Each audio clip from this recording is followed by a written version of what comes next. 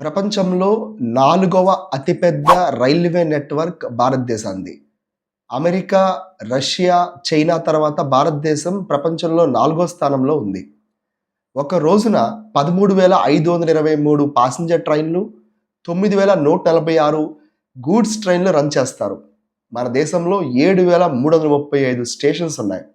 అయినప్పటికీ కూడా ప్రపంచంలో ఎక్కువ మోతాదుల్లో ట్రైన్ యాక్సిడెంట్స్ అవుతున్న దేశంలో మనది కూడా ఒకటిగా ఉండిపోయింది. ఈ వీడియోలో ఎందుకు భారతదేశంలో ట్రైన్ యాక్సిడెంట్స్ ఎక్కువగా జరుగుతున్నాయి అనే దానిపైన పూర్తి విశ్లేషణ ఒకసారి తెలుసుకుందాం. ముందుగా ట్రైన్ యాక్సిడెంట్స్ని 2 రకాలుగా విడదీస్తారు. Consequential train accidents, other train accidents. Consequential train accidents అంటే ఏంటి అంటే ఆ ట్రైన్ యాక్సిడెంట్ జరగడం వల్ల వేరే ప్రమాదాలు కూడా ఉంటాయి. అంటే ఆస్తి నష్టం, ప్రాణ నష్టం, ట్రైన్ వెళ్తూ లేదా వచ్చే రాకపోకలకి అడ్డంకి రావడం, ఇవన్నీ కూడా కాన్సిక్వెన్షియల్ ట్రైన్ యాక్సిడెంట్స్. భారతదేశంలో ఇవి ఎక్కువగా జరుగుతున్నాయి.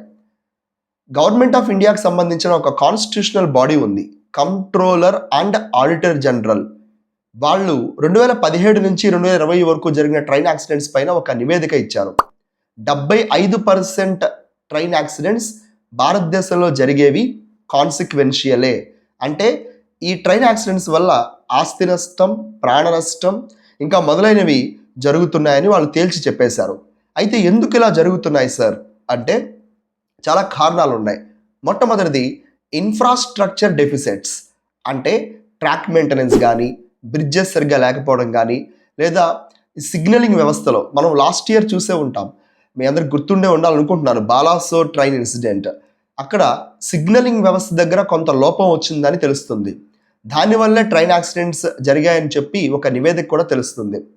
దీంతో పాటుగా మనకి ఇంటర్నేషనల్ రైల్ జర్నల్ అని చెప్పి ఒక జర్నల్లో భారత రైల్వేస్ గురించి కొన్ని ఇంట్రెస్టింగ్ ఆర్టికల్స్ రాశారు. వాళ్ళు ఏమంటారంటే ఒకే ట్రాక్ పైన అటు గూడ్స్ ఇటు పాసింజర్ ట్రైన్లు కూడా వెళ్తూ ఉంటాయి. సిగ్నలింగ్ వ్యవస్థలో చాలా వరకు ఓవర్ యూటిలైజ్డ్, అంటే ఎక్కువ మోతాదులో ఈ వ్యవస్థను వాడేశారు. అలాగే అసలు మెయింటెనెన్స్కి కూడా ఏమాత్రం కూడా సమయం లేకుండా రైళ్లు భారతదేశంలో వెళ్తూ ఉంటాయి. అదొక కారణం అని చెప్తూ వచ్చారు. తర్వాత హ్యూమన్ ఎర్రర్స్, అంటే మానవ తప్పిదాలు. అది అక్కడ వర్కర్స్ అవనివ్వండి, టెక్నికల్ వ్యవస్థ అవనివ్వండి, లేదా అన్మాన్డ్ లెవెల్ క్రాసింగ్స్ అని మనకి కొన్ని ఉంటాయి. అక్కడ గేట్లు సరిగ్గా లేకపోయినా సరే వెహికల్స్ వెళ్తూ వస్తూ ఉంటాయి. అక్కడ కూడా కొంతవరకు ట్రైన్ యాక్సిడెంట్ జరగడానికి ఎక్కువ మోతాదులో మనకి కారణంగా కనిపిస్తూ ఉంటుంది.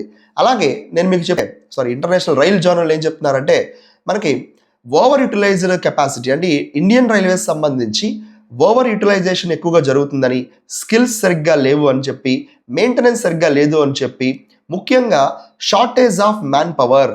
ఇంకా రైల్వేస్లో ఎక్కువగా మ్యాన్ పవర్ అనేది అవసరం ఉంటుంది, తగినంతగా మ్యాన్ పవర్ లేదని చెప్తూ వచ్చారు. భారతదేశంలో ఈ రైలు యాక్సిడెంట్స్ తగ్గించడం కోసం మనం ఇప్పటికే చాలా స్టెప్స్ తీసుకున్నారు.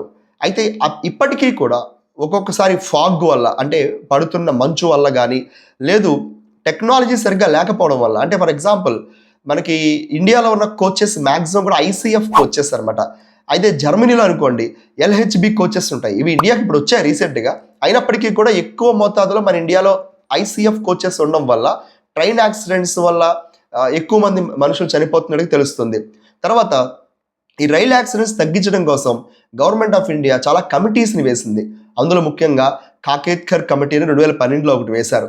ఆయన ఏం చెప్పారంటే రైల్ సేఫ్టీ అథారిటీ ఒకటి సృష్టించండి, ఒక చట్టం చేసి రైల్ సేఫ్టీ అథారిటీ సృష్టించండి, రాష్ట్రీయ రైల్ సంరక్ష కోష్ అని చెప్పి 1,00,000 కోట్ల రూపాయలతో ఒక ఫండ్ని క్రియేట్ చేసి తద్వారా మెయింటెనెన్స్ కానీ, లేదా ఏదైనా డిజాస్టర్ జరుగుతున్నప్పుడు కానీ, జరిగిన తర్వాత కానీ ఎలాంటి చర్యలు తీసుకోవాలో ఆ ఫండ్స్ ద్వారా ఖర్చు పెట్టండి ఆయన చెప్పారు.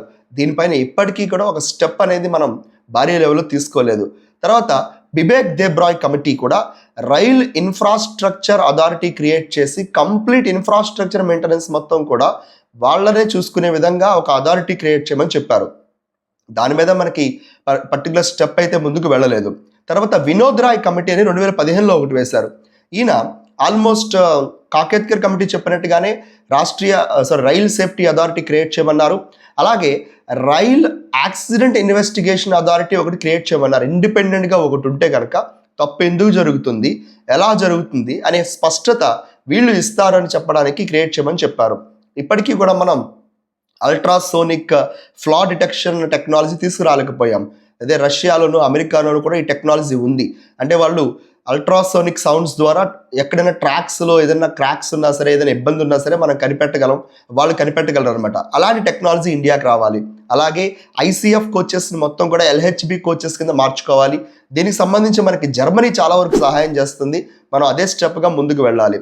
తర్వాత వందే భారత్లో మనకి కవచ్ అనే ఒక టెక్నాలజీ తీసుకొచ్చారు. ఆ టెక్నాలజీ మ్యాక్సిమం అన్ని సూపర్ ఫాస్ట్ ట్రైన్స్కి కూడా పెట్టుకోవడం వల్ల కొంతవరకు యాక్సిడెంట్స్ తగ్గించుకోవచ్చు.